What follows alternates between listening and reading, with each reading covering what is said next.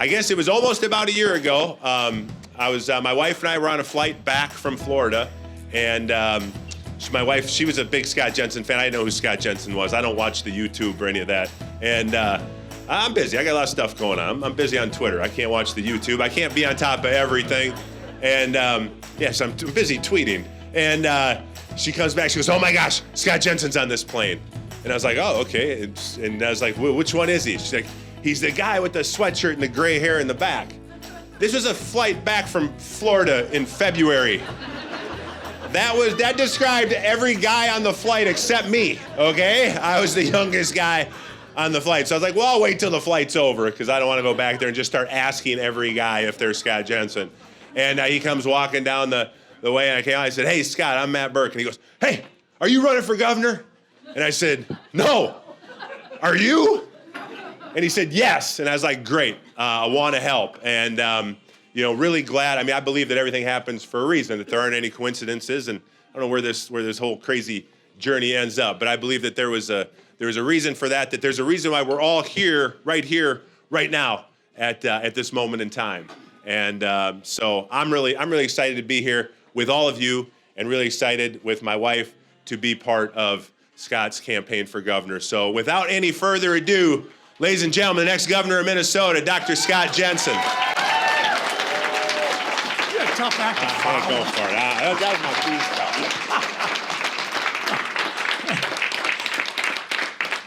Thank heavens he outkicked his coverage with Adriana. Thank you so much for being here. I just can't tell you how much I appreciate it. What Matt didn't say was, it's all about Esther 4:14. Have you considered that you're in the position you're in for such a time as this? I mean, it would be justifiable if you had stayed home, gone in the bedroom, turned the lights out, and just grieved the way the Vikings lost to the Lions. But you came out here. You wanted to listen to a Norwegian from Sleepy Eye, who it took me until I was 16 years old to realize that it's not a good idea to pick a fight with your older sister who's bigger, smarter, tougher than you, because it doesn't work well. But to what we're about today. A campaign is like nothing else. But it does have 4 seasons to it. And that's where our team is at. That first season is all about exploring. When Mary and I made the decision on Christmas Day in 2020 to run, we said, okay, we're going to have to meet Minnesota. So we launched in March, and for the last 9 months, we've been meeting Minnesota. From March 16th through the state fair, we had a pretty intense experience. We've traveled cities far and wide. And when I told our team that I would go to the state fair 12 days in a row for 6 hours, I had no idea what I was saying because I honestly didn't think that they would put a booth up, but they did. So I did go 12 days in a row to the state fair, 6 hours a day. And I tell you, I have had more beer, donut holes, cheese curds. And if you get a chance, there's a thing called big fat bacon. Yeah, if you have 2 of those per day, you can raise your cholesterol 140 points in 12 days. But that's what the first season was for our campaign. It was the exploration. And we asked you questions, and you asked us questions. And that moved us into the second season. And the second season really was from the state fair to now. And what is that? That second season is defining what we are about. I mean, we know that Republicans have for a long time been the party of old white guys. But we also know that the Republican Party is on the move. We're recognizing our mistakes. We need to be a bigger tent, just like Reagan said in the 80s. So we have seen our campaign be defined. Yes, for sure. Safety on the streets matters a ton. Student choice has to become a reality. Critical race theory has to be debunked. And we have to have secure elections. We know those things, absolutely. I don't know why in Minnesota when you talk about, can we just have a couple of axioms regarding voting? Well, let's just do this. We'll say, easy to vote, hard to cheat, and if you get caught cheating, spend time in jail so you don't do it twice. That'd be one way to do it. Another way to do it would be to say, let's make sure that every ballot in the box belongs there, and let's not just be focused on stuffing the box. Let's just make sure that we're doing it right. More than 25 states in this union do some form of voter ID, but in Minnesota, when you talk about it, you're called a voter suppressor. I am not interested in suppressing votes. But if you go back to 2000 and 2004, there were a lot of people on the left side screaming. And if you go back to 2020, there's people on the right side screaming.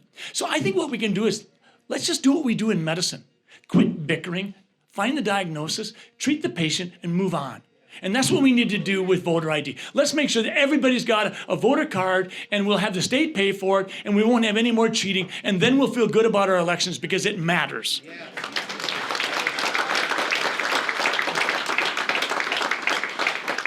But here are some issues that aren't necessarily a traditional part of maybe the conservative movement. But this has come from millennials, from mama bears and papa bears, from Gen Zs, and from the minority communities we've had a chance to meet with. People are saying, what about consumer protection? What about when we live in a day and age where big pharma and big tech manage and control what we see, what we chew on, what we talk about? How do we deal with those? Somehow we're going to have to re-accelerate the conversation regarding corporate responsibility. We're going to have to say, how do we deal with consumer protection? Because that matters. We could talk about vaccines, but I really don't want to. What I want to say is simply this. Consumers do deserve the right to be protected, particularly when you've got a company like Pfizer making $35 billion this year on just one product, and it's a product they have no liability for, none. They're making more money this year on their vaccine than the entire state Minnesota budget. That matters.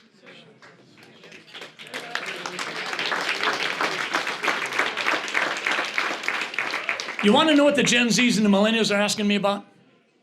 They're not asking me to talk about climate change because they recognize as much as we do that climate change is a difficult topic to talk about because it's almost treated like a religion. So let's move it away from the politicians and let's just talk about the issues. Clean water, environment, conservation. This is what Teddy Roosevelt was about. We can lead on these issues. We don't have to run from them. The Republicans have got to step up and say, we're going to have the hard, courageous conversations. That's what we need to do. And you know what we can lead on again?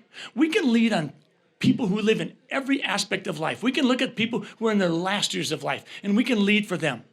We all know someone over the last 22 months who horrifically has had to spend some of those last days, weeks, and months alone. We will not be able to dismiss that. That will be part of our legacy with this pandemic. But we also have to recognize, as Hubert Humphrey said many years ago, the people who live in the twilight of life, the people who weren't born with all the blessings we have, the people that spend their entire day in a wheelchair and need someone at their side to help them empty bowel and bladder. You can't get someone to do that work for $11 an hour. The Republicans need to lead on these issues, and we can. And when we do, we will throw a bigger tent and people will realize we're more than what we were. That's where we have to go. And there's another thing we have to lead on. We have got to lead on the unborn. Many countries in Europe,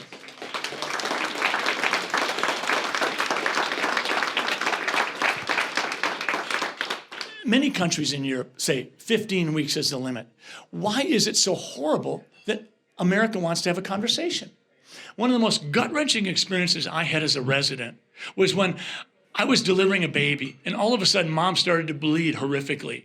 We had to stop the labor, move her to C-section, did a C-section, and thankfully, we were able to resuscitate that kid. Mom's placenta, unknowingly, had slid in front of the, if you will, outlet channel. So there was no way to get the baby out without having a catastrophe. So C-section took care of that.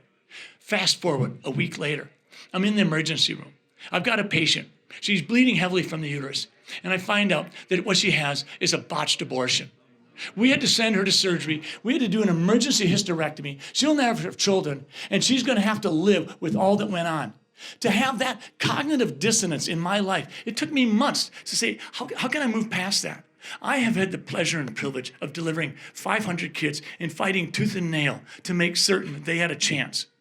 I have never seen an abortion. I don't ever want to see an abortion. But what I do want to do is I want all women to feel protected and feel like they have health care available to them. When we do those kinds of things, then we can start talking about the other problems.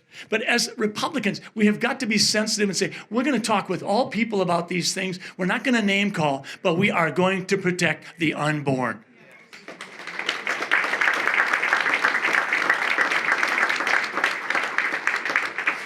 So that's the second season. We're defining who we are. The third season is what's coming right now. And this is the one. This is what we're doing, is we are creating a movement. If you look up movement in the word Webster, it's juggernaut. If you look up juggernaut, it's an inexorable action. That's what we're doing. We are trying to tell Minnesota, lead with us, work with us, because if we can put this race into play, we will touch Kansas and Wisconsin and Michigan and Maine. We can move the needle for the entire nation, which can move the needle for literally the whole world, because we are seeing literally demonstrations and protests around the world that people know that the one key thing is freedom. It has to be freedom. That's what we're wired for.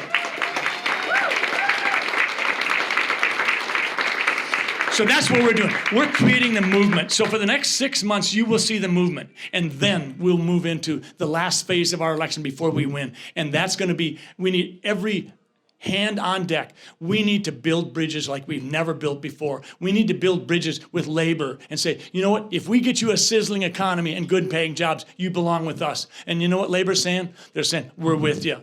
We need to go to farmers and say, how has this liberal agenda worked out for you? And you know what they're telling me? Not so well. They say, the ultimate small business person really is a farmer. They belong with us. And when we go to the minority communities and we ask them, what matters most to you? They say the same thing that my wife and I say in our prayers. Faith, family, freedom, less government, and protect the unborn. We belong in the same camp. That's how we win. That's our path. And we will build bridges in a way that nobody could expect.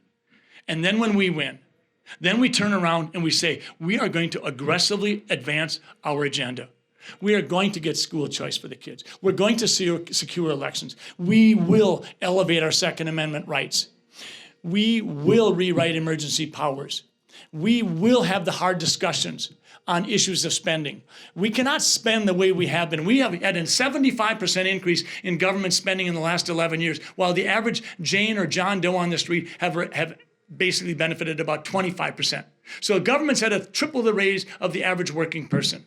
These are the things we'll talk about in the first 100 days once we get elected. And the only way this happens, folks, is because of the incredible energy and the magnetism that you bring to this issue. You know as well as I do that wherever you are, you have to be there. This isn't my challenge. This isn't my team's challenge. This is our challenge together. It has been the privilege of a lifetime for me to earn my patients' trust by letting them know that I will be there. I will advocate for them. I will make the house calls at 7:30 in the morning like I did 2 days ago. I will be there for you. But this time around, I'm not asking to be the voice for just my patients. I'm asking to be the voice for Minnesota. And together, if we put our voices together, we can create history and we can get Minnesota on a sustainable path and once again have Minnesota lead. I can't tell you how much I appreciate you being here. Thank you.